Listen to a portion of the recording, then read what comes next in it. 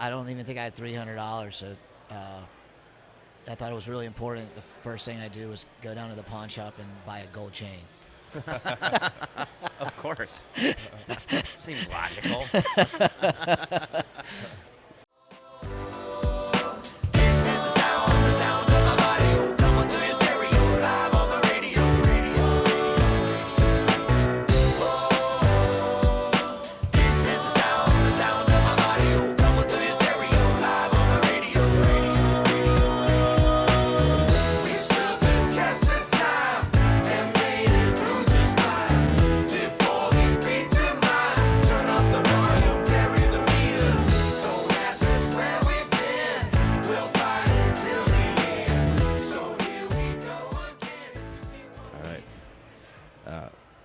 Welcome to the MNO Show with Sean E. DeMott. That's right. Welcome. Thanks for joining us. Yeah, Glad to be here. it's awesome. All right, let's start from the beginning. Where are you from? Where'd you grow up?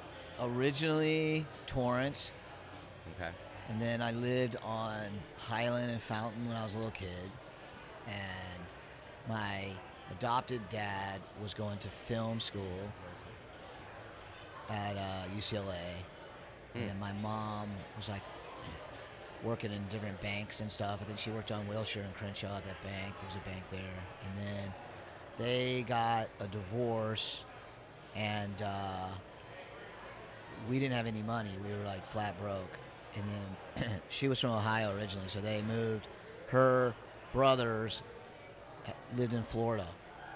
Okay. So we moved to Florida with like $1 to our name, and lived there for a while. And she met a guy who was a school teacher and had his doctorate degree in English, and they got married. He already had kids, and then he wanted to move to the border of Florida and Georgia, on the Georgia side, which is the middle of nothing.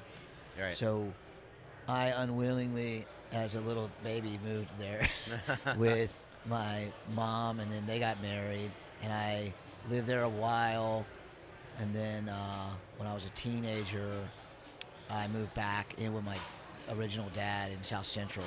Okay. So I moved back into Jefferson, Arlington, West Adams area down by USC. Yep. And I lived there, didn't really have any friends. I don't think I had any. I might have had. That's a tough move. Yeah, and I didn't have a car. My car got stolen, and all I had was my guitars and my amps. And they let me have their guest room, and they were like, "You can stay here for a minute, but you got to get a job." And I didn't have. I don't even think I had $300. So I thought it was really important. The first thing I do was go down to the pawn shop and buy a gold chain. Of course. Seems logical. So, yeah, I bought a gold chain, and I bought like a Music Connection and the recycler, and I would sit there all day and circle phone numbers of people looking for bass players or guitar players or singers or anything. I would have just applied for everything, and I wouldn't get a job. And one day I was talking to this guy, and he was this total quintessential Valley Reseda drummer. I remember his name was Biff.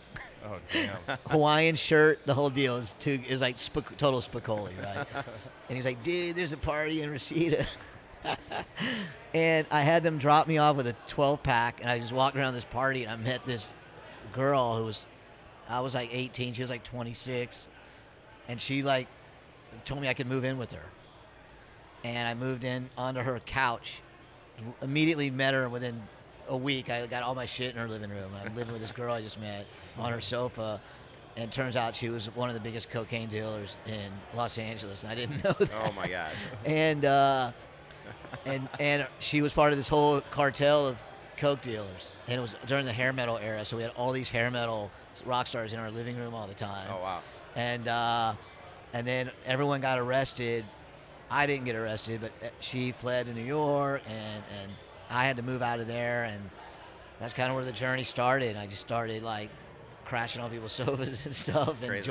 joining rock bands, and Right. living the rock and roll thing for many years as a little Hollywood Boulevard fucking hooligan. So you went from music into movies. How did you Yeah. transition to that? Yeah. After being in a bunch of bands, I ended up getting a record deal with Sony and touring. I got a record deal with Geffen, toured. Got another deal with Geffen twice and toured. And then What bands were those? a band called Drown. And we toured with like, I did a lot of touring with Slayer and Slipknot, Hatebreed, a bunch of like the really heavy shit. Okay.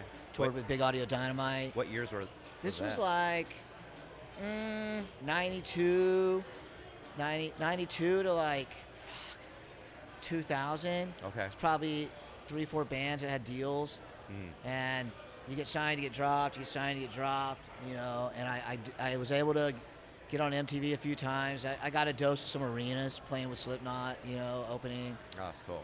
And then I would find these demos all the time.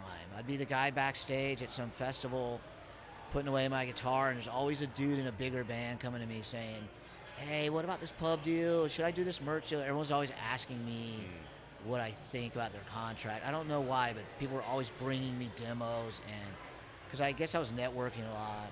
And then I think when I was working with OPM, I was really getting the bug for that, and I was getting demos a lot during that time. And I started handing them to labels a lot, and these bands would get deals many times off my shopping efforts. And So is that where you guys first connected then? No, we connected before that when I was a scout at Island. Yeah, that's right. And we would hang out. And you were playing with Drown, Yeah, and you were playing with Jane from the Go-Go's. yes, Yeah. That was just probably like one record or something you did with yeah. her, right? We did one record for Geff, and John Yeah. Five was in that band with us, Yeah. and then he left to join somebody way bigger right before we got signed. But I toured with him in that band for a while. Yeah. Yeah. And then and then when we were friends, we was just hang out. And he was roommates with Ryan, and his girlfriend Kristen. We were just talking about. Yeah.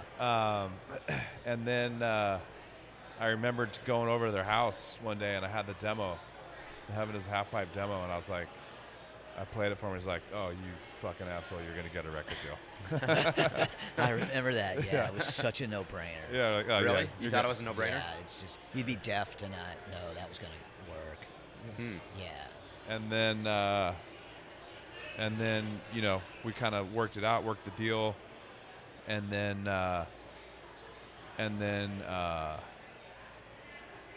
when there was times in and out, you know, like we had, you know, I had my studio, and in the beginning my studio was like, it started out like as an art gallery, so we were having parties there and stuff, and then we had Atlantic pay for the studio, and then like Ryan was an engineer, so Ryan came in, helped, and like remember Fred Marr? Yeah.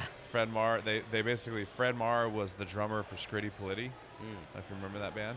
Yeah. Big Material, 80s band. And that band Material. Yeah, Material. He's exactly. friends with all these huge. Yeah, he was a big producer. he was a huge producer. Yeah. Exactly. Yeah. So they were kind of trying to hook us up to see if maybe we work together. We did do some tracks with him, but for whatever reason, those ones kind of were the vibe was rad, but not what we were trying to do. Right.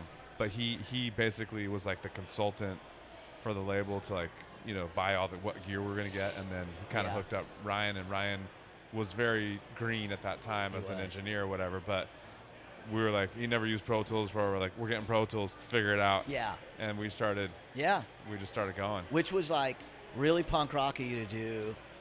You guys could have easily said, we need a dude with more hours. This is a new format. It was really new at the time. And I will say, like, Ryan's been successful as an engineer and mixer. He ended up going on to be Ross Robinson's engineer for a long time and mixed a lot of stuff. Johnny really supported that when Ryan's his confidence in that wasn't exactly huge either. Yeah, he was very humble, like, I don't know if I can do the project. You know, he was humbly saying, I don't know if I'm good enough with Pro Tools. I'm going to let you guys down. Yeah. And Johnny was like, fucking figure it out, dude. And a lot of I was people like, wouldn't have "You done got that. Yeah, and that was Johnny did do that. He was like, "We're buying some fucking gear. You'll figure it out." And he sat and he learned quickly. Yeah, he did. And Ryan would beat himself Is up. that on the first album? Yeah. Yeah. Okay. Yeah. Well, you were surrounded with people saying the same thing to you, though, at the time, right? They're What's that? dropping people in, helping you as well. They were giving us everything we wanted. Like Yeah. we were working with Fred Marr and Ryan in the same room. But I mean, it sounds like the atmosphere was supporting each other, helping yeah, each other. They were. Yeah, for sure. They were. You know. But It's more like what I think what he's saying is that like we could have very easily said, hey, we want to post up in Hollywood Sound Right. for months. Yeah. And had like, a Gunslinger. full, engineer that works in that room every day with a second and a third engineer, like a Yeah. runner. Like we could have had all that, but we were like, no, fuck that. We want Yeah. to do it our Yeah. like punk rock They style did. in our place Yeah. and with our people. And Shawnee played bass on most of that record. Oh, did you really? I Yeah. played some guitar, a little bit of guitar, but Yeah. Johnny definitely was like, him and I might get on a phone and be like, dude, my friend Anthony plays drums. Fuck it, bring him, and we Yeah. go rehearse and That's like right. White Dog. and we made sure Johnny could he could have said we're going to A&M. I need a gunslinger, Pro Right. Tools guy who just came off the Ozzy album, and he better Right. be able to chop 52 bars.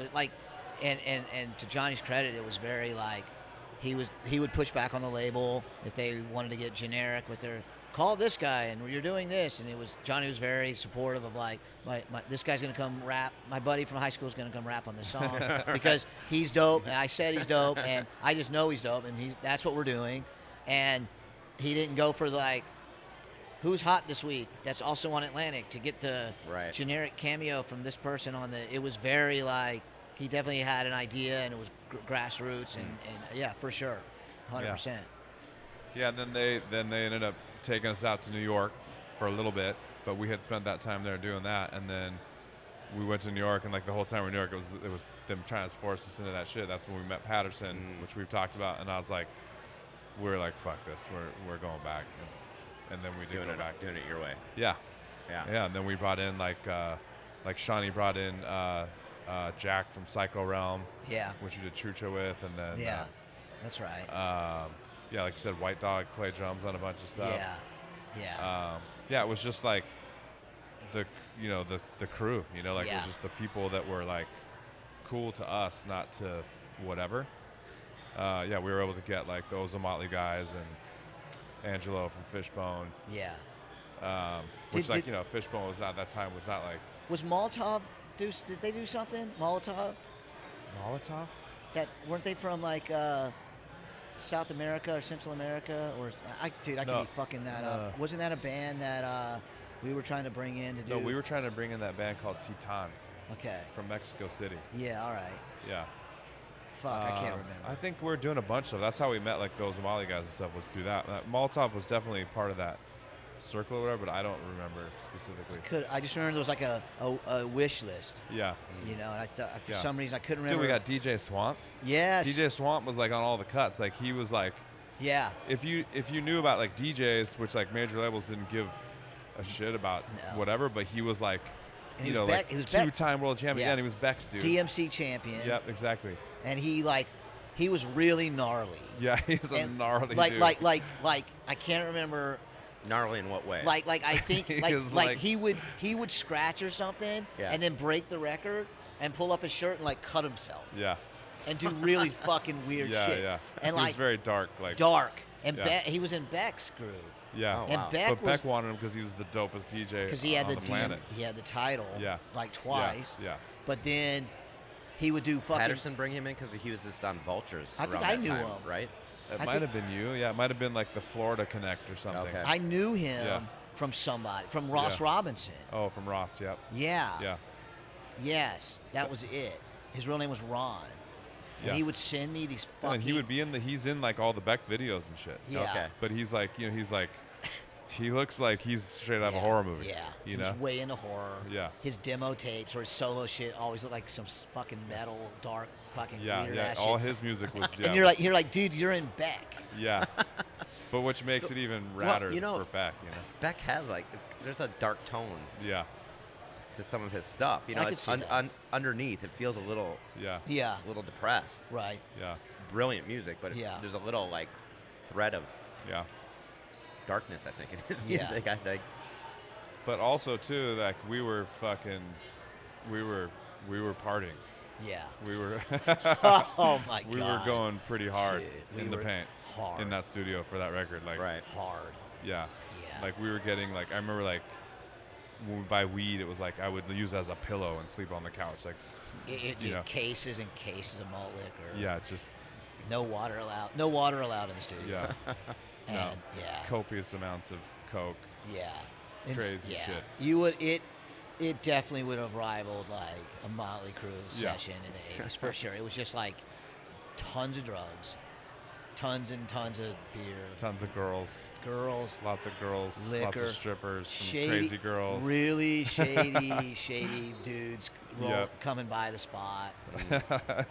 Yeah. It was pretty hardcore. And it was on Cahuenga Yep, Cahuenga and Selma. and Selma, and everything going on Cahuenga and Selma outside of our studio was fucking pimps and gangsters and Yeah, right. and Unrecognizable now. yeah from what it was But then. it was like people laying in the alley, a lot of hypodermics on the ground. Oh wow. Yeah, it was. We were right around the corner from the Clean Needle Exchange Yeah. and the Spotlight, which was like Everyone talks about this. So- I was actually gonna ask the question. Dude, I was gonna go. this- Do you know the bar? yes. Well, of how would you course. describe the Spotlight? The Spotlight, like it would open at like 6. Yep, 6 a.m. It would go to 2, and then people would lurk around that 4-hour period before they could go back in there. Yeah.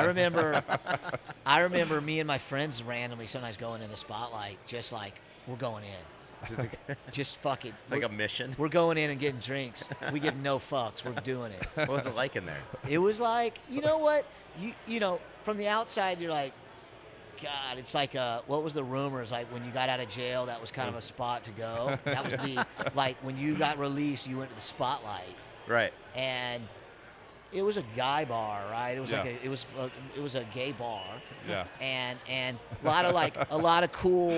a lot of cool gay bars are everybody goes, Right. and then some don't really want anybody from outside the community, their community in that bar because that's their spot, right? Right. So a lot of spots maybe around there wouldn't be so keen on just people rolling in because that's like, yo, this is our place, leave us alone. This is our little area. This is our spot. You know? Yeah.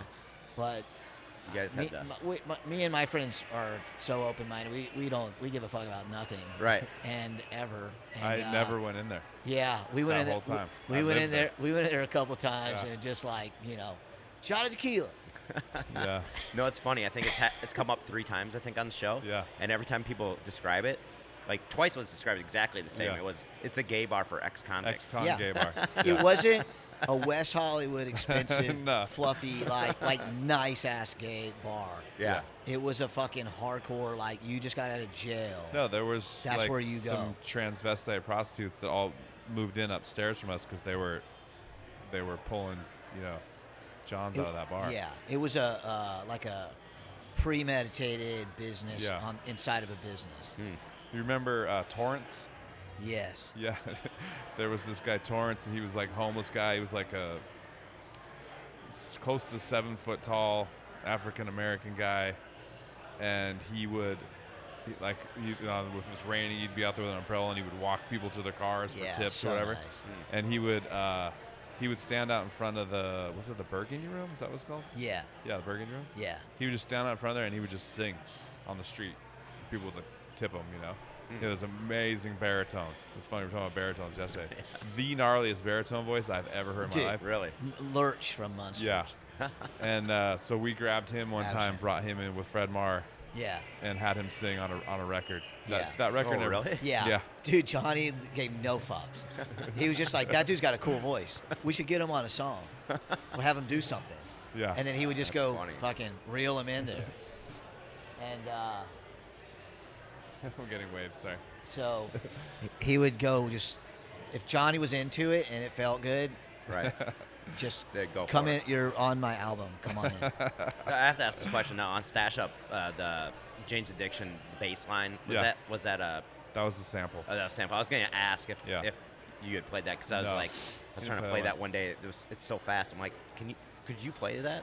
that speed? I'd have to go listen. I mean, I Yeah. could play. No, he could play it for sure. Yeah. I could. Like I we had, can't like, play it at that speed. We did it I was forever. like- all of our bass players, we were like Matt. Oh, they Matt would play it. Played it forever. Okay, I yeah. thought. Okay. Yeah, it's gnarly. I mean, that's It's like fast. It's fast It- and the it's whole it's time. relentless. It's the whole time.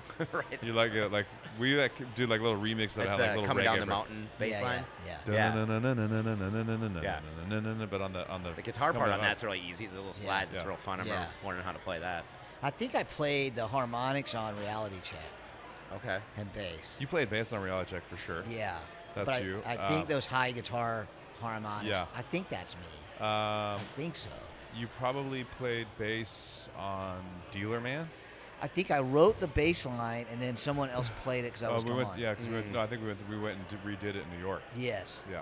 Yes. I'd have to look at the record, but I could tell you exactly which ones. I'm sure you played on Trucha. I'm pretty you probably sure. played that bass line Yeah. on Trucha. That's a great song. Yeah. Yeah. That's That- a great bass line. That was one of the songs I The wanted to bass break line down on sometime. Reality Check and Trucha are both dope. Well, it's Yeah. funny, like a good friend of his is a guy named Patrick from up here. He's a movie producer, and this is a decent, interesting segue. Not that we got a segue, No, I Yeah, here we go. I want to get into that. but he produced a movie called The Collector, which did really well. He's done some cool movies. I've done 1 or 2 movies with him. Okay. We've got 1 or 2 more in the queue, but he's like 805. All He's right. from Chatsworth, I think. But he's been up here forever. I had a meeting with him in Venice at his office, and someone set it up. Sean, you got to meet this dude. You guys are both movie producers. And then like the icebreaker was this record. Oh, really? Because he was like, "Hey, dude, I looked up your shit on Google, and you're from the music industry originally." I'm like, "Yeah." He's like, "You know OPM?" I was like, "Yeah."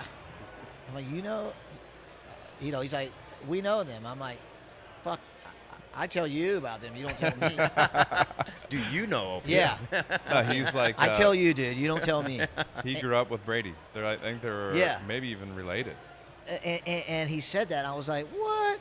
And that's how I have like 3 projects with that movie producer from this band. Oh, no way. That's Because great. he was like, "We weren't sure. The last thing I need to meet is another fucking movie producer. I'm already a movie producer. I don't need another one." Right. And but that was the icebreaker, was OPM. That's hilarious. For sure it was. I definitely want to ask some questions about Yeah. the movies. I mean, the ba- producing stuff. to fast forward, during this, kind of I was turning a corner, and I found some demos of some different bands that got bidding wars, and I was shopping them right during this time. Yeah, one of them was with Atlantic. Yeah. What was the name of that band? Human Lab. Human Lab. And that's then I right. did another one. I did 3 in a row with Atlantic. Yeah. I did one called Flying Tigers. Oh yeah, the Flying And Tigers. I did one called Poison the Well. Did the Human Lab record even ever Never come came out. Never came They out. broke up. Yeah, but It's they- the guy from Rival Sons, the guitar player. That's Oh. the dude from Human Lab, Gotcha. Scott. Yeah. So, yeah, they made a record. It sounded incredible, and they broke up. And the album got stuck in delivery. They didn't want to put it out for a year, and the band, long story, boring, broke up. Great band. And I started getting all these deals, one after the other. So all of a sudden, I'm in all the labels as a scout, independent scout. Okay. And they're all calling me, and I can get them all on the phone. I'm like president of Atlantic, president of Elektra. They're all picking up when I call, which takes a minute to get that Right. reputation. And I think I did like 10 deals in a matter of a few years, and labels started calling me going, "Why don't you quit humping these demos around and come inside somewhere?" And I've always had a commitment problem, so I was always like, "Nah, I don't want to answer to some guy, Right. or whoever." And foolishly, that was my attitude. And finally, I went to work at Universal Republic. I had an imprint deal with them, and then I had like a A&R consulting gig with Arista. I had one with Ted Field after he sold Interscope. I had like 4 in a row of those, and I was pretty much just doing that in management and just like kind of on retainers with these major labels. And I think a lot of it was I think they would have liked me to walk in with a Green Day demo, but like Right. it was really, I think they just wanted to, they were more picking my brain all the time. What's coming? Like, what's cool? Yeah. What's next? Right. What do you make of this? I think that's why I held those gigs, is just like I always had I had information about what I thought was trending in a year. This is going to hit. This is starting, but this is going to go. I don't think this is going to last over here. These guys over here, I would watch. This is going to happen for real. That was kind of like my value, I think, for those jobs. And then I got a call one day at a really good job, and the director of Saw 2, 3, 4 called me because I consulted on a Lionsgate movie while I was still just doing music business. Okay. And I delivered on a very high level for him. And so he called me to go to lunch, and he was just coming off like Saw 5, and those were clocking like $500 million, I think, at box office. Those 3 movies, it's crazy. And they cost like nothing to make. Yeah, and they were like hitting 130 million at the box office each one. It was just nuts. So he calls me and he's like, "Dude, I want you to produce a movie for me." And I was like, I don't even know what that means. Right. And he's like, I want to do this movie called Devil's Carnival, and I just keep hearing your name as a guy that can put stuff together. And I'd raised some private equity for some one-off ideas that I had, but nothing had really hit that I've been doing. It was always just like close but no cigar, like almost, over and over, almost, And he was like, "Do this movie with me," and I flew to Florida like a week later, met with this film finance group, and they gave me a fast yes, knock on wood. And I came back and I was like, I think I have the money, and I think like we got a green light. And he was like, "Get the fuck out of here. Nothing happens like that." And then those guys, lawyer called us and said, "We'll wire the money." And then he was like, "I got another movie ready to go." And then I went back and they were like, "We'll finance the other one too." And I was like, "Okay." And then next thing you know, I'm in the woods in Canada with Stephen Moyer from True Blood and all these actors I recognize from HBO and stuff. Right. And they're all like, "Hey, I got the script," and I'm like, "What is going on right now?" That's wild. Yeah, it was really wild. Yeah. And Sounds like it was just meant to be. Dude, I never. Things were just coming to you. And it's funny because my dad, when I was born here, that's all he wanted to do, and he never really got very far. Yeah, you said he was at film school or whatever. Yeah, he was competing. doing it the traditional way. Dude, I found old pamphlets of him competing with George Lucas at USC for like short film festival here. Wow. And short. I have that stuff in my storage. That's crazy. It's crazy. And him and George Lucas like in the same little category, And I never ever thought I would be in it. And then we got those 2 going, and then some financiers from my circle did a Malcolm McDowell movie that I was in the middle of. I was involved with the source of the money, so I got pulled in as an EP on that. So then my phone just started ringing because they're like, "You have 3 movies in production at one time," and I didn't even know, is that normal? Is it not normal? I don't even have a way to gauge if that's good or not. Yeah. Before I ask you a question, because I want to get like context for what the role is, John, why don't you tell us what we're drinking?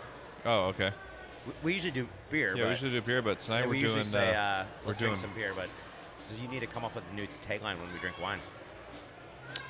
We need a tagline for wine. Wine not. I don't know. That was dad joke. Anyways, this one's a Fess Parker, which Fess Parker was an actor from like maybe the 60s or 50s or something. Okay. And moved up to Santa Barbara County. He's up there up in like Los Olivos, I think, in that area. And they're doing amazing wine now. This one is a Syrah that we've been drinking. Yeah. You've been digging it? It's pretty rad. Yeah, it's pretty rad. Give me a It's little bit. 2019. Yep. That's good. Oh, that's funny. Yeah, so it's I'm reading on here. I don't know if you can ever like tell these things, or it's so funny. The things they say: hefty palate combines smoked tea leaves, kelp, iodine, bloody meat flavors, What? Huh. and ample herb. Got it. Roasted fruit flavors. It definitely has a roasty, almost smoky vibe to it, right? But I don't know about taste the kelp? It literally says bloody meat flavors. Bloody meat flavors. I don't know. Probably the wrong wrong wine for Shawnee because he doesn't eat red meat. Yeah, but he does bloody meat movies. That's true.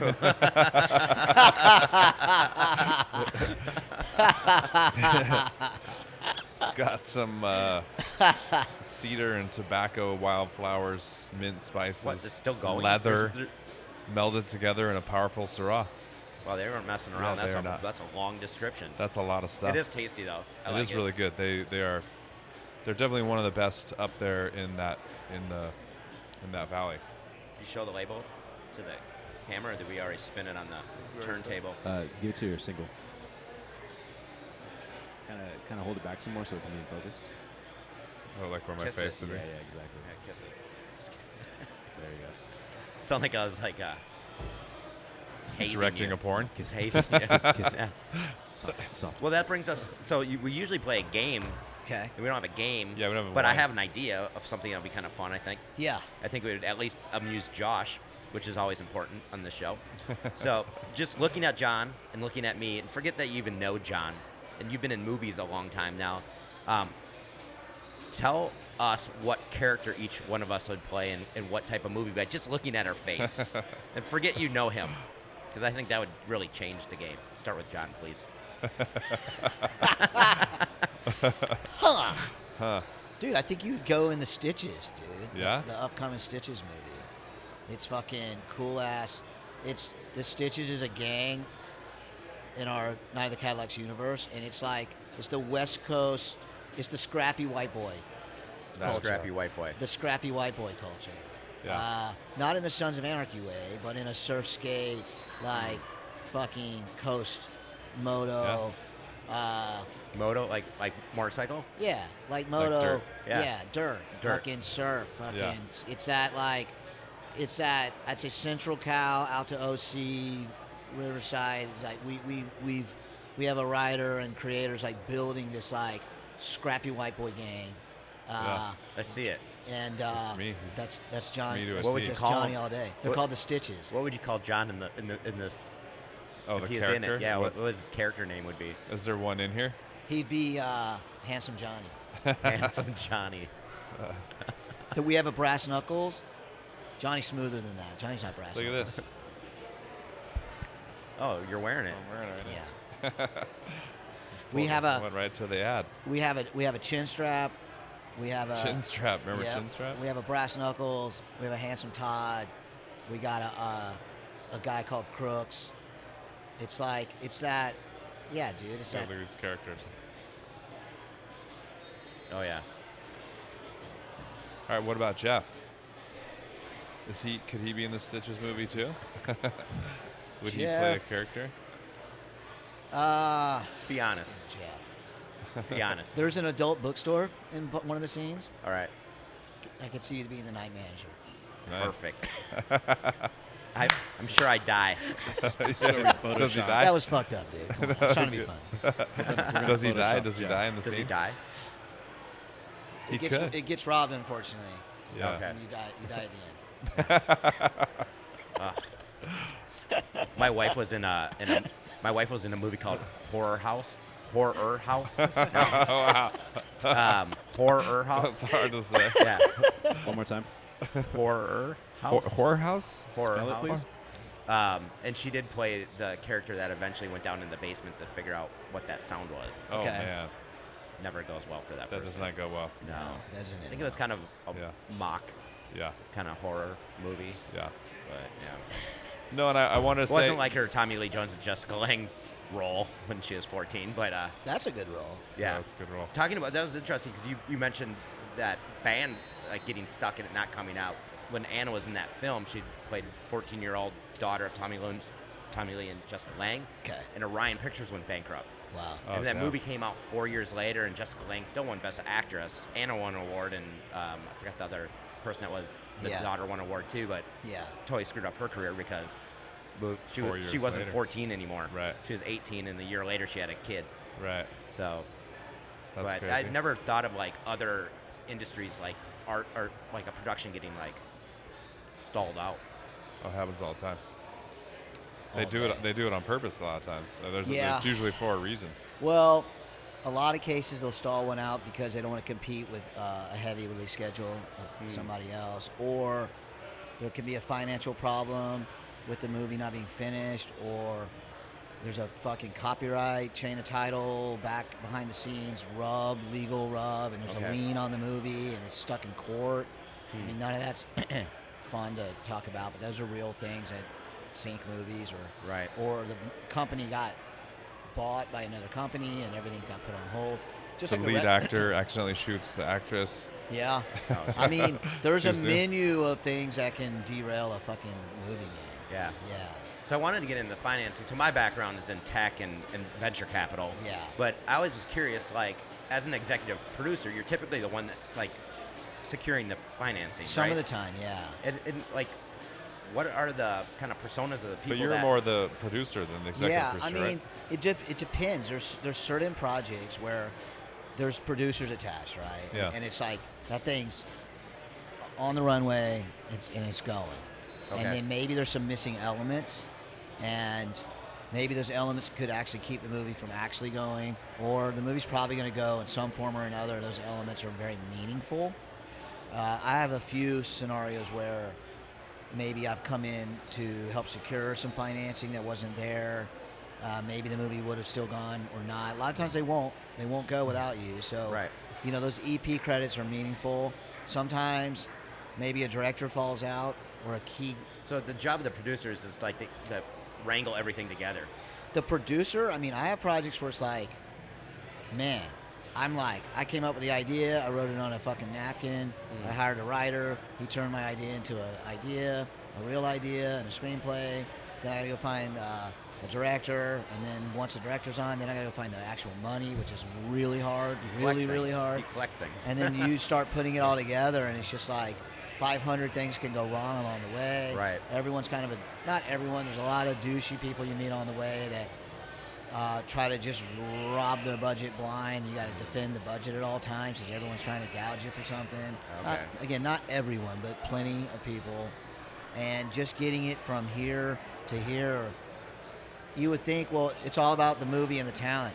So many things unrelated to the actual movie derail everything. Just like this actress doesn't get along with this actress, or Right. this director got in a huge fight with the producer, and They want to change the script. oh yeah, and then there's a lawsuit on the script because some guy thinks he stole it, or there's so many things that keep it from being able to be seen in your living room on your couch Right. or in a theater from the moment you create it to it landing. It's like 500. It's like running a football from the backfield to the other side and just dodging fucking tacklers the whole way. It's amazing films come out. It's insane that an indie movie can even go from an idea into like, hey, I just saw my movie on Showtime. Right. The amount of shit you gotta battle to get it there is like. How do you get investors for that? Then that's what. It's- And who are those types of people typically? It depends, you know. Sometimes it's like you can go to a distributor and they'll put up half, Okay. you know, or you can go pre-sell it to other territories if you have a famous director or a famous actor or two. You can go get a lot of that money. You start selling it around the world with a poster, Interesting. and then they'll say, well, every country says we'll give you this, and then you can take those numbers and go to a bank or to some kind of lending center, and they'll lend against those projections. So, you know, if 10 countries said your movie's worth $100,000 to us, and we'll write a minimum guarantee for it now.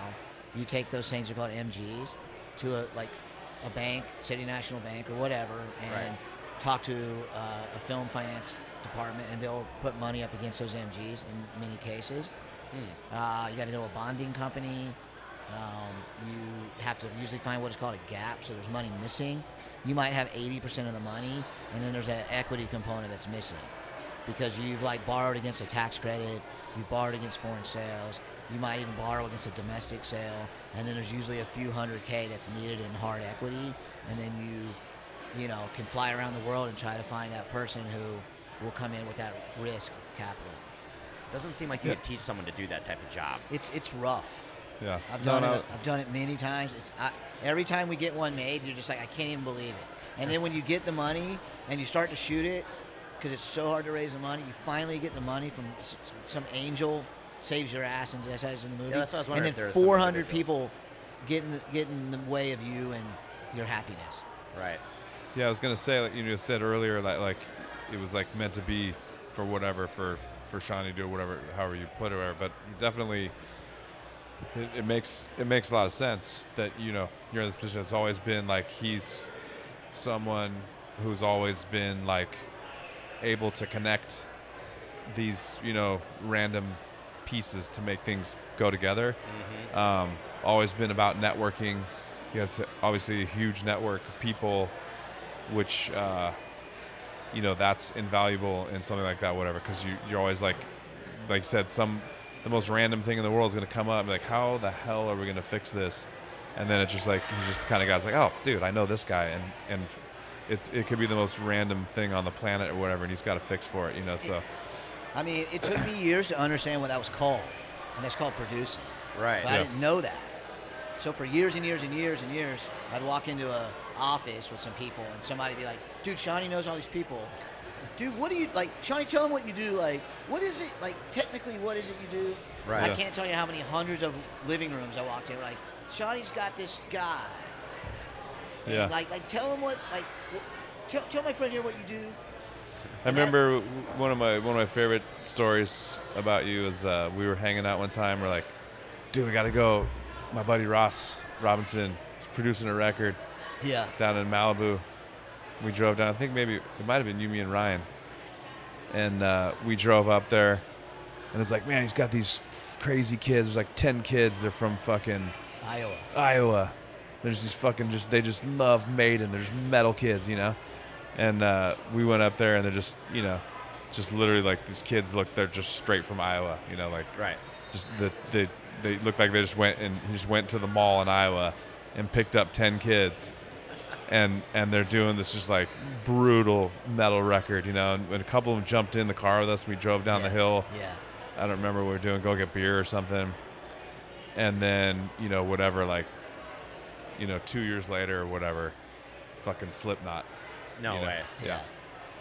And Where are they actually from? Iowa. Are they actually from Iowa? I was Yeah. like, maybe they just there are look like some corn-fed metalheads Yeah. from Iowa, man. I remember being Yeah. in the studio with them, and Clown, who's a friend of mine to this day, he showed me this 8x10, and they had these outfits on, and I was like, who's this? He's like, well, this is our 8x10. I was like, I didn't know you guys you wear this stuff? And he was like, yeah.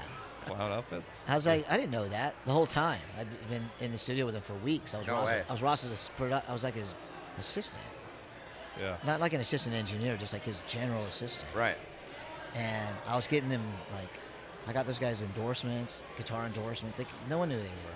And I would call these guitar companies. I was like, you got to give these guys free guitars. It's going to be worth it. You're going to be glad you did it. Right. And I got, like, Mick, his first guitar endorsement. I got Paul, his endorsement. I would just phone up these guitar companies. These guys are fucking sick. You're going to want to, like, help these guys out. Right. They didn't have any money. Yeah. Yeah. And then, like you said, 2 years later, it was just game over. Yeah. Right. Yeah. Yeah, and they probably did that record for him. Ross was not, at that time, wasn't he wasn't like a big budget guy or whatever. He was doing dope shit at that time. He had done but Korn. Yeah, he did Korn. He had done the first 2 Korn records. Yeah. And he'd done a Limp Bizkit record. Yeah. But he was still, like, very himself. He wasn't, Yeah. like, fancy pants guy. No. He was very fucking He's right. grounded. Yeah. Very grounded. Yeah. And he's up in Ojai. I spent yesterday Oh, with him. nice. Yeah. Oh, right on. Yeah, I went up there to see him. And yeah, he was very boots on the ground, and I remember him, like, telling me, I found these kids. Yeah. Crazy. Yeah. We saw them, they had, like, auditioned, and, like, they played in GameWorks in Vegas in the daytime on a stage, like, smaller than this table. Crazy. All 9 of those guys. In clown outfits? Yeah. And I remember, like, me, Joe Bashara, who's the biggest composer in horror now. It was me and Joe, Ross, this big promoter, a couple other people were all sitting there with our arms folded watching them play on this GameWorks. In the middle of an arcade. People are, like, ignoring them. Kids are, like, playing games, and, like, some, people are also just playing games and pretending they're not playing. Yeah. Another two more quick ones. Yeah. One, I went with you. I think I drove you to Capitol, and you played on Cottonmouth Kings. You played bass on Yeah. Cottonmouth King. I think it was Bump. Yeah. Was it I Bump? played on a few of their songs. And that was rad because I was the first time I ever got to see that studio. It was like where Frank Sinatra did all his shit. Yeah. The studio was dope. Yeah. And then the other one I was gonna say was when I was at Island, he brought me Insane Clown Posse, Yes. and then basically that's how they got signed to Island. Well, they were on Hollywood. They were on Hollywood It got until dropped. Disney found out that it was Yeah. Insane Clown Posse was on their label. Yeah. Yeah. And you And came in, you're like, dude, yeah, yeah, they used to send me their stuff. I used to get on the phone with Violent J, and he'd be yeah. like, Nobody knew about Insane Clown Posse in Hollywood. No. Not a single No. person. and And they were already in the underground. They were massive. Yeah, They massive. toured constantly, didn't Yeah. they? Yeah. Those guys. They But could in- do State Theater in Detroit 2 nights. Yeah. I don't know, 5,000 kids. I don't know how big Right. that place is. It's thousands. It's a Palladium-sized building, Yeah. and they could sell that fucking. We've played thing with out. them there. Okay. Yeah, we did a show there with them, like literally when they got on stage, like it was like the roof was gonna pop off. It's insane. Yeah. I saw Yeah. them at First Ave, Minneapolis, in the '90s. Yeah. Sometime, right? '90s? Like what? Oh yeah. That Late would have been 90s? It would have been Mid '90s. 90s. Yeah. Yeah. Mid 90s. But That place is packed. Yeah. Packed. People going nuts for Yeah. these guys. yeah, dude, it was a trip. 'Cause they would like send me Zippos and all Yeah, this the merch. Their merch was Yeah. crazy. The hockey jerseys. Oh, they had a Yeah. wrestling tape that was the funniest thing ever. They took all these old vintage like barbed wire wrestling, like thumbtack wrestling, Yeah. like stuff you didn't even know exists. Dudes slam each other into thumbtacks on a ladder, Yeah. just like the gnarliest shit ever. And they like green screened themselves in tuxedos, like they were there Yeah. announcing it. They overdubbed themselves as announcers. All right. And it was just like, and then they would cut to like some wrestling league in a YMCA. Yeah. So like just some like, just some, like 10 people there, a guy in a Speedo. It's the Skinny Wolf. And it was so fucking funny. And they were selling like tens of thousands of these VHSs. Like, I bet they sold 500,000. I bet they've sold 500,000 of those tapes. It was called Stranglemania. And they would mail me boxes of this stuff. I was like, you guys are fucking hilarious. And we don't know who you are out here. Right. Yeah. And I remember being on the phone with Violent J like more than one time, and they were like, we're gonna sign a Hollywood record. And I was like, but why would you do that? Don't you guys sell a bunch of records on your own? Yeah. And they were like, we could sell a couple 100,000. I was like, that's a lot. Like, you could sell 200,000 CDs by yourself. He's like, yeah. And I was like, that's fucking huge, dude. You're shipping them like out of your warehouse? Yeah. I'm like, why would you do that? They like so many bands, you want that stamp. You want Right. that Hollywood or New York label Yeah. stamp that says you're real. Right. And they got dropped like an hour after their Yeah. record came out. But they got the money Yeah. to pay for the record, and Yeah. then it's funny because we didn't know back then like how to like leverage shit. But you brought me that record. I gave it to Lori, Yeah. and she brought it to Human, and Human signed them. Is that how that went down? Yeah. It's But like crazy. we didn't, Yeah. you and I didn't get anything out of that. No. It was just like we thought it was the cool thing to do. Yeah. You know? But then they gave them like $3 million or something like that. Yeah. And then but their record was done, so they just took the money. Yeah. So that was like huge. And then I remember everyone was like calling Human an idiot. Like you're like they're like, this is the biggest, the biggest fuck up in A&R history, blah blah. And then remember it was the record Yeah. that it was the same record, Yeah. but it had 4 different Yeah. colors on the album cover. Yeah. And Genius. so it came out, and they made the money like every kid went out and bought the same CD 4 times, so they Yes. could have all different colors. Yes. No way. Yeah, Yes. so they sold 100,000 kids went out and they sold 400,000 Yes. CDs in the first week. Brilliant. That was a very good deal. With for and they Island. didn't even know how to market it. They didn't even market it. It Yeah. was just happening. Yeah. It just happened. Yeah. Lucked into it. And so Island killed it on that. Yeah. Yeah, and they didn't give us shit. Yeah. Thanks. Yeah. You guys are great. Let's do the food. Okay. And then I want to get back into kind of current what's going on with you Yeah. in the movies. Okay. I would like to talk movies Yeah, a little let's bit definitely more. talk about Night of the Cadillacs and some more Okay. and your films. Let's do the oyster. We got oysters, and we got I don't want this to get. I'm going to slide this so you Yeah. don't get this messy. So these wings. This is a Okay. Carolina Gold. Huh. So we work with a lot. Like most of our food, we try and source locally as much as possible. Yeah. So there's a local farm and they grow peppers, and Okay. so all of our peppers come from them. It's called Underwood Ranches. We do a hot sauce with them, a barbecue sauce, and they do this awesome Carolina Gold sauce, which is like kind of like it's usually like a mustard-ish sauce, I think. Yeah. And I don't like mustard, and I like this sauce. Yeah, and then and they're making and we put our beer in all the sauces. It's like our barbecue sauce has IPA in it. The hot sauce is mango for show. It's like a mango IPA. So this one they're gonna put our Cali Day. But this is like our kind of our test run on the barbecue. It's on that sauce. So we're just gonna give them a taste. All right. This is brand new. Yeah. There's some ranch there if you like to dip. Okay. If you're a dipper. Are you a wings I am. guy? You know, when I can. It's a occasion, special occasion. They've been sitting here for a minute, so they're kind of cold. But you'll get the idea.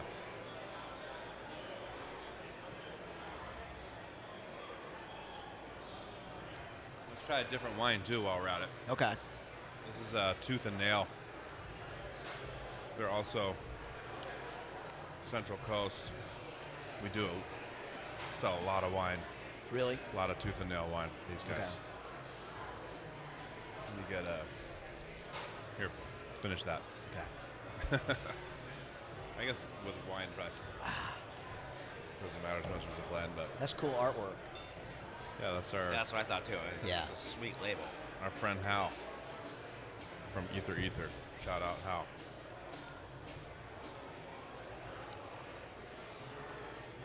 So, what winery is this again? Tooth and Nail. Tooth and Nail. Yeah. They're awesome. Thank you.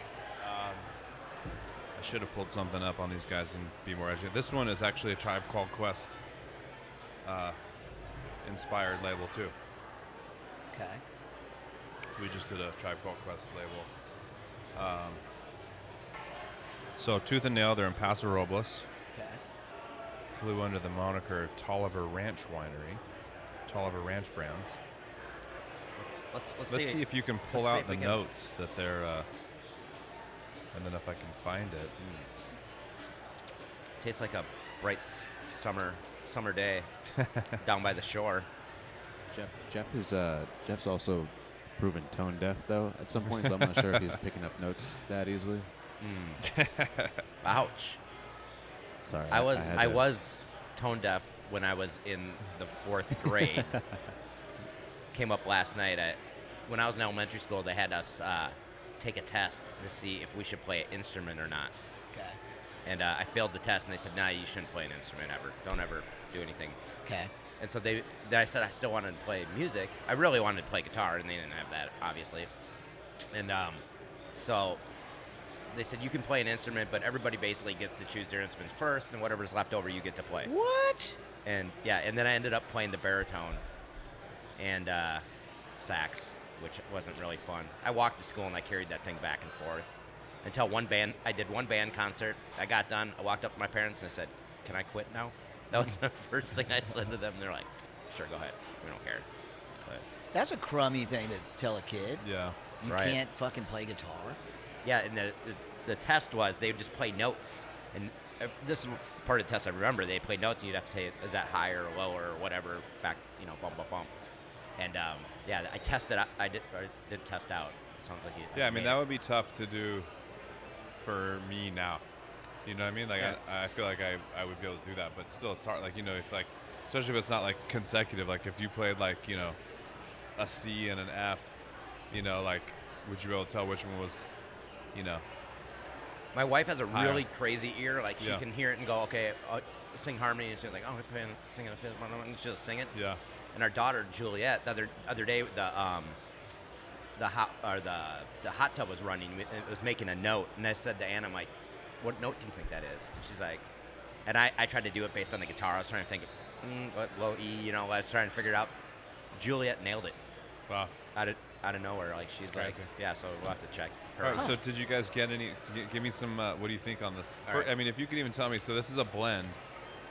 See if you can guess even what kind of grapes are in this. So you found it. I did. Okay, I now found this something. is a test. All right. It's a blend. There's 3 different types of grape in this wine. Types of grape we have to guess. Yeah, I mean, sure. Or anything. Just give me some notes. It's I'll just tell you on the grapes. It's a Cabernet Sauvignon, it's a Merlot, and a Petit Syrah. So this one was just Syrah, but probably a mature Syrah, or it would say Petit. And then Shawnee, what do you think? What are you tasting? Hold on.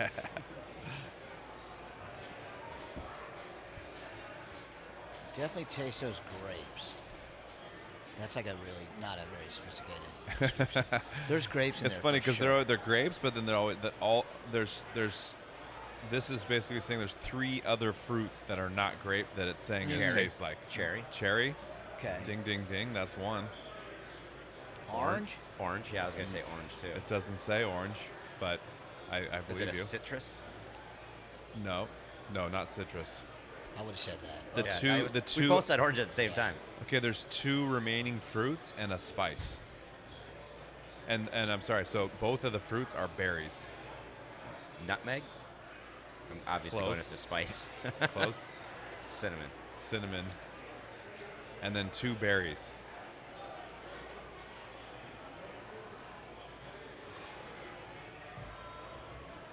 Raspberry. Do you taste that, or are you just guessing? Taste it. Raspberry. Man, this might be a hidden talent of mine. Yeah, you might be a wine guy. Point to your I points have over a here. new job waiting on the horizon. I also can guess weights really yeah. well. I could work at a fair. So it's a cherry, raspberry, blackberry core, red fruit highlights, cinnamon, notes of spice dance playfully on the finish. Sure do. I was gonna say that, but I thought I was getting a Yeah. little ahead of myself. Yeah, it's verbatim what I was thinking. But it's really good. I mean, this is like I feel kind of bad. I kind of jumped in a little too fast with all my right answers. that's how you roll. It's all good. Okay, cool. And then you like oysters? I can't eat them. You can't. I'll have an Oh. allergic reaction. Okay. All right. That'd be no a whole nother type of thing we could do on the show. Allergic that? reaction. worries. Yeah. Bring people on Yeah. that you know have an Yeah, like allergic peanut reaction. allergies. Let's watch somebody just go anaphylactic on the Yeah. show. John does it from time to time because we eat I do. regular cheese. I'm allergic to cow milk, so Yeah, sometimes I just have to That go is. for it. yeah. Just eat the He fucking cheese. sacrifices Just go himself in. for this show. Yeah, Throw your body on the grenade. exactly. It's for the art, man. It's for the it's for the love of the art. And I love cheese, so Yeah, what are you gonna yeah. do? Okay, cool. What were you were gonna ask? Yeah, yes, I'd love to. Yeah, go ahead. We're You need yeah. something, Josh? All right. We're just gonna show this. Good. We're perfect. Let's just let's wrap it up with what you got. Yeah. Everything you got going currently. Yeah. Yeah. Tell us about the movies that you're working on right now. Yeah, we have a movie called Trim Season that is about. It was brought to me by a friend of mine who was at Adidas in the marketing department a long time ago. He came to me. He goes, "Hey," his name's Cullen. He goes, "Dude, do you know about these girls going missing in Humboldt County?" And I was like, "No." He's like, "During the trim season, they go up and trim. They hire these trimmers to trim in these like sheds in Humboldt County. Women." What do you mean trim? They trim marijuana Oh, okay. during the trim season, Humboldt Okay. County. And I'm like, no. And he's like, well, they're going missing and stuff. They have been for years. And I go, okay. Here's what me and my friend Megan have an idea called Trim Season about these girls going missing, and you're the movie producer. And I was like, I like the name. It sounds creepy. And then I said, if I could have liberties with the story, I'd be interested in that. And I just thought about it, and it just hung in my brain for years. And I called them. I was like, I think I want to like option that from you guys. And then I hired a writer, a guy named David in Montana, and he wrote. I said I needed to be supernatural though. I don't want it to be true crime. I said, what if there was a witch who looked normal in Humboldt County, who owned the Grove, and she like needs these girls for a reason. They're going missing for a reason. Maybe she needs their blood or something. Yeah. She plants it in the soil. That's all I got. Yeah. And I gave that to the writer, and along with their outline, and he came back with a screenplay, and it was fucking so scary, and it was like really good. And it wasn't. I was like, I just don't want 5 girls die in the woods. Right. It's got to be like cool and arty, because it's fucked up. But let's like make it artistic and fucking elevated and all that stuff, all those words people use, and now to describe movies. And he gave me something really cool, and then I discovered this movie that wasn't done yet by a young female director in Silver Lake, Echo Park area, and she was very interested in it, and she had a really good eye for design and style. So I hired her to direct it, and then we found the financing overseas from a really amazing group of people that I knew. And it stars this woman named Jane Badler, who is fucking phenomenal as the witch.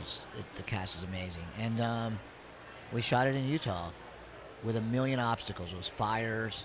There was COVID, almost kept some of our key people from being able to fly into the country. One of them got through by one day. Would have ruined the whole movie. Would have been canceled had they missed the airport by one day. Oh my gosh. God, like just so many reasons to like fucking have an ulcer. Yeah. But anyway, the movie looks amazing. I just saw the final cut today. There might be one more revision, and then it's done in the next 3 weeks. Nice. And we have a really cool sales agent. We don't know who's going to put it out yet. It's not even done, right? So we'll start taking it to festivals and to film markets, Berlin, and probably in a lot of places like that. Hopefully it'll be out. It needs to come out this year, in my opinion, around Halloween. It's called Trim Season. And then there's a movie I'm an EP on. Trim Season, I'm like a primary, like, from ground zero to delivery. Yeah. So there's another one called Shelby Oaks. I came on as an executive producer. It's by a guy named Chris Stuckman, who has like 2 million YouTube followers. He's got a really big fan base. One of the scariest scripts I've ever read. Scared the shit out of me. And that should be out on Halloween. I think we have a really big EP, hopefully, knock on wood, that might jump in with us. I don't want to take the credit. There's a lead producer named Aaron who's that's his baby. Okay. But me and one of my business partners are EPs on it, and there's a very few EPs on the movie, and we're grateful to be a part of that. And that's going to make a lot of noise, and that'll be in theaters.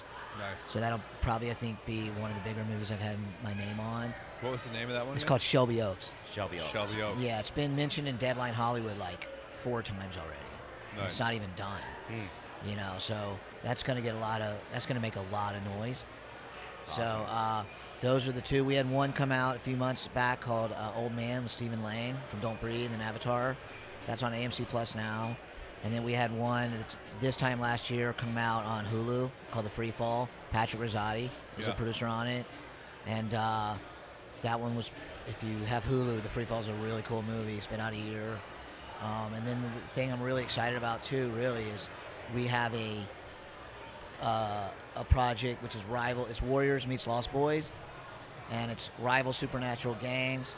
They all come from the other side, which is a world called Blood World City, and it's very like urban and street and real. We're trying to create like a supernatural bloodline. They all have a vampire bloodline. They don't bite people. If you want to if those guys are going to consume blood, it's out of a flask. It's out of a 40. They might snort. They might do a rack of lines on a mirror. They snort it. They might freebase it in a glass pipe. They don't bite you for it. And they move it around as currency. And we have like 5 different gangs. We have an all-Asian girl gang called Killtown.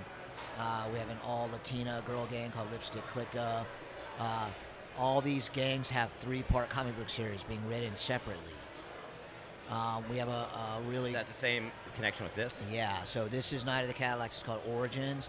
It's in comic book stores now.